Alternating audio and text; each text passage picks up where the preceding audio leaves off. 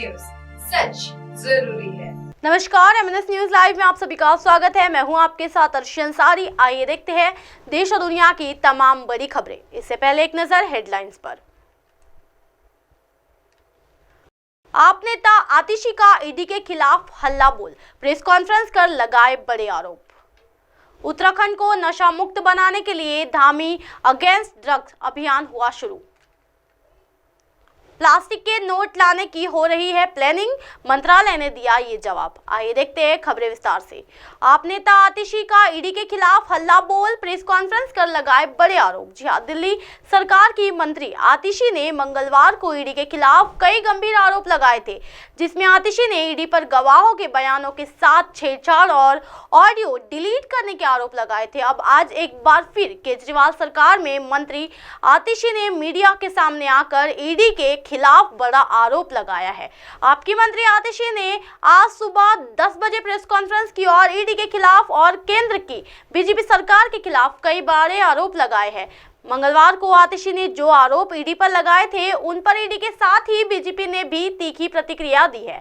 समन का जवाब नहीं देने पर दिल्ली के मुख्यमंत्री अरविंद केजरीवाल के खिलाफ ईडी की शिकायत पर राउज एवेन्यू कोर्ट में सुनवाई होने पर दिल्ली की मंत्री आतिशी का कहना है कि बीजेपी और पीएम मोदी अरविंद केजरीवाल को खत्म करना चाहते हैं, जब उन्होंने स्पष्ट कर दिया है कि बिना किसी मामले या ECIR के छापे मारे जा रहे हैं। क्या ये प्रमुख जांच एजेंसी है?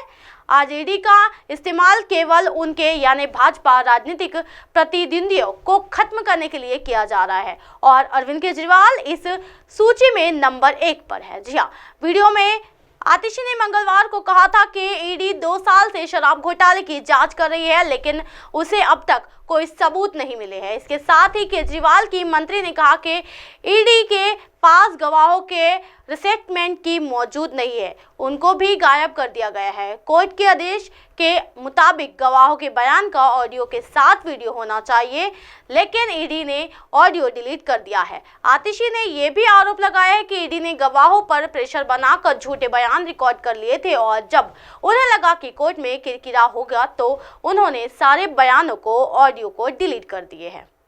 आप नेता ने ईडी पर लगाए हैं ये आरोप। जी हाँ, ईडी ने आरोपी का ऑडियो गायब किया, सारे आरोपियों से पूछताछ का ऑडियो गुम, ईडी के सारे स्टेटमेंट में फर्जीवाड़ा हुआ, डरा धमकाकर आरोपियों के बयान लिए। ईडी ने आरोपों का दिया जवाब। जी हाँ, आम आदमी पार्टी के आरोपों को ईडी ने बेबुनियादी और बदनीयती से भरा बताया है। ईडी ने कहा कि उसके पास सारे आरोपियों की रिकॉर्डिंग मौजूद है, क्योंकि ये सारी रिकॉर्डिंग सीसीटीवी कैमरे में रिकॉर्ड हो गई है, जिसमें सिर्फ वीडियो होते हैं, ऑडियो नहीं होती है। इसलिए कुछ गवाहों के आरोपियों के स्टेटमेंट में ऑडियो वीडियो मौजूद नहीं है। ईडी का कहना है कि उसमें से ये बातें कोर्ट भी बता सकती है और ये पिछले साल 23 अक्टूबर से ईडी के अपने इन्वेस्टिगेशन सेंटर को अपग्रेड किया है, जिसके बाद से गवाहों के बयान के ऑडियो वीडियो सब है।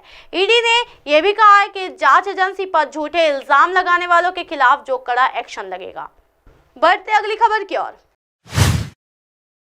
उत्तराखंड को नशा मुक्त बनाने के लिए धामी अगेंस्ट ड्रग अभियान शुरू हुआ, मुख्यमंत्री को भेजे गए सुझाव। जी हाँ, उत्तराखंड को नशा मुक्त बनाने की दिशा में भारतीय जनता युवा मोर्चा यानी भाजयुमो महानगर देहरादून ने धामी अगेंस्ट ड्रग्स अभियान शुरू किया है, जिसके तहत भाजयुमो के पदाधिकारियों ने नशा तस्करों पर नकेल कसने के लिए मुख्यमंत्री पुष्कर सिंह धामी को सुझाव भेजे हैं। रैली निकालकर नशे के विरुद्ध जागरूक करने के लिए साथ ही भाजयुमो ने जिलाधिकारी को सुझाव पत्र सौंपा है। मंगलवार को भाजयुमो महानगर के पदाधिकारी लेट्स डाउन चेक के निकट महानगर कार्यालय में एकत्रित हुए। यहां से धामी अगेंस्ट ड्रग्स अभियान की शुरुआत करते हुए भाजयुमो ने कलेक्टर तक जन जागरूकता रैली निकाली। हाथों में पोस्टर लेकर अमेज़न को नशा मुक्त उत्तराखंड बनाने के लिए प्रेरित किया गया।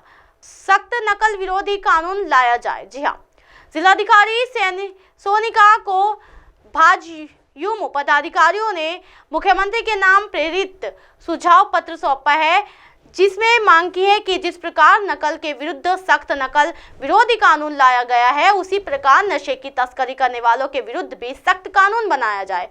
दून में चल रहे नशा मुक्त केंद्र का समय समय पर निरीक्षण करवाया जाए और उन्हें निःशुल्क दवाएं उपलब्ध कराई जाए।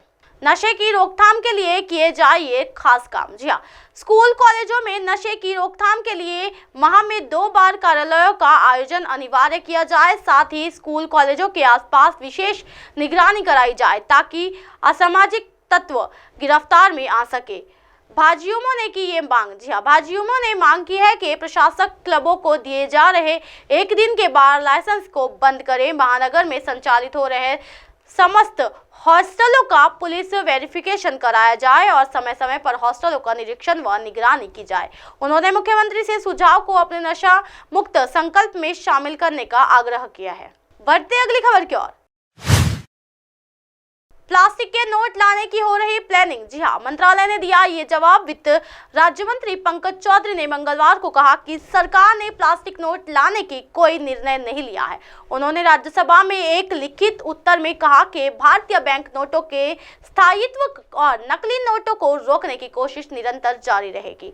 आरबीआई के वार्षिक रिपोर्ट 2022-2023 के अनुसार उन्होंने कहा कि 2022-23 के लिए सुरक्षा मुद्रण पर कुल खर्च 40,82,080 करोड़ रुपए था। इसमें प्लास्टिक नोटों की छपाई पर कोई लागत नहीं आई। जी हाँ, मंत्री ने कहा कि सरकार ने भारतीय रिजर्व बैंक अधिनियम 1934 की धारा 25 के संदर्भ में प्लास्टिक नोट पेश करने को कोई निर्णय नहीं लिया है। भारतीय बैंक नोटों की स्थायित्व और नकली नोटों को बाजार में आने से रोकने को लेकर सरकार निरंतर प्रयास है। एक अन्य सवाल के जवाब में चौधरी ने कहा कि क्रिप्टो एसेट सहित किसी भी प्रकार की संपत्ति का उपयोग करके अवैध वस्तुओं का व्यापार करना एक अपराध है और मौजूदा दंडात्मक प्रावधानों के अनुसार इसे निपटाया जा सकता है। उन्होंने कहा कि पीएमएलए के तहत एंटी मनी लॉन्ड्रिंग यानी एमएलए, काउंटर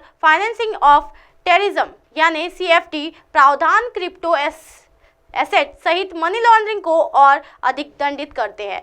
मंत्री ने बताया कि केंद्र सरकार द्वारा 7 मार्च 2023 को जारी नोटिफिकेशन के जरिए वीडीए के स्पष्ट रूप में रोकथाम और मनी लॉन्ड्रिंग एक्ट 2002 यानी पीएमएलए के दायरे में ला दिया है। प्रवर्तन निदेशालय यानी ईडी एमएलए के प्रावधानों के तहत संदिग्ध वीडीए लेन देन से संबंधित मामलों को संभालता है। इससे विदेशी मुद्रा प्रबंधन अधिनियम 1999, फेम और भगोड़ा आर्थिक अपराधी अधिनियम 2018 यानी एफईओ शामिल है। उन्होंने कहा कि ये देखते हुए कि सरकार को पता है कि देश में क्रिप्टो समेत लेन देन हो रहे हैं, उन्होंने कहा इसलिए इन लेन देन को वित्त अधिनियम 2022 के माध्यम से एक व्यापक टैक्सेशन व्यवस्था में लाया गया। क्रिप्टो एसेट के संपर्क में आने वाली कंपनियों को खुलासा करने आवश्यक है कि कंपनी अधिनियम 2023 की अनुसूची में लाए गए संशोधन के अनुसार 24 मार्च 2021 को जारी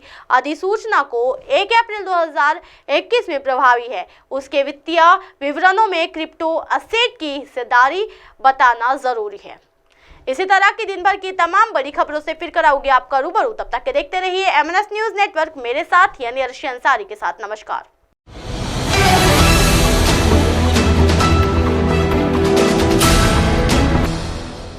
ये है एमएनएस न्यूज नेटवर्क और आप देख रहे हैं एमएनएस न्यूज।